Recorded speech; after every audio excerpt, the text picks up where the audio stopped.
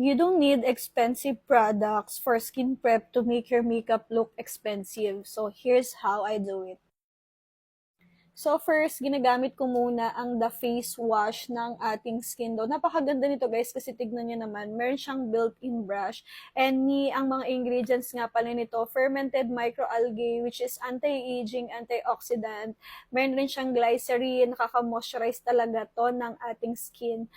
Ayan, meron na rin siyang galactomyces. Ayan, nanonourish, papasmooth niya yung balat natin. Anti-fine lines, anti-wrinkles na rin. At meron siyang ceramide and collagen peptide. So, napakaganda nitong The Face Wash ng Skin Dough. Kasi guys, alam nyo, after nyo talagang gamitin, ramdam nyo talaga yung smooth, yung fresh, yung lambot at glow talaga ng balat natin.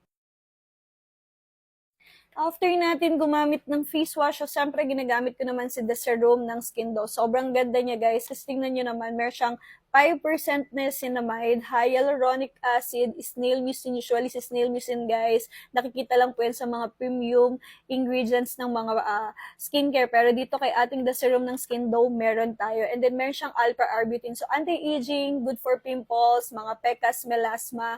At pwedeng-pwede rin nga pala to sa mga pregnant, sensitive skin, or lactating mom. And syempre, after kong gumamit ng serum, eto yung ginagamit ko guys. Kasi para na ako talaga dito, naka makeup base or foundation, ang the sunscreen ng Skin Dough. Meron na nga pala itong SPF 50, PA+++.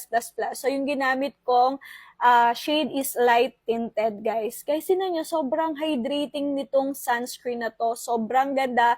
Hindi siya nag-iiwan ng white cast. I think perfect talaga to, lalo na kung ikaw nagme-makeup talaga kasi pwede mo na siyang gawing as your makeup base. Meron na rin tong snail mucin, so nakaka-moisturize talaga ng skin. Nagpo-promote siya ng collagen production. And then meron siyang bakuchiol which is natural alternative yun ng retinol. Kaya safe talaga sa mga pregnant at lactating mom. And meron rin siyang centella. O diba, sobrang ganda talaga ng mga ingredients nitong the sunscreen. Kaya tignan yung magiging outcome. Sobrang ganda talaga. Anti-aging na rin nga pala tong the sunscreen nila. Kaya kung ako sa inyo, itry nyo na talaga.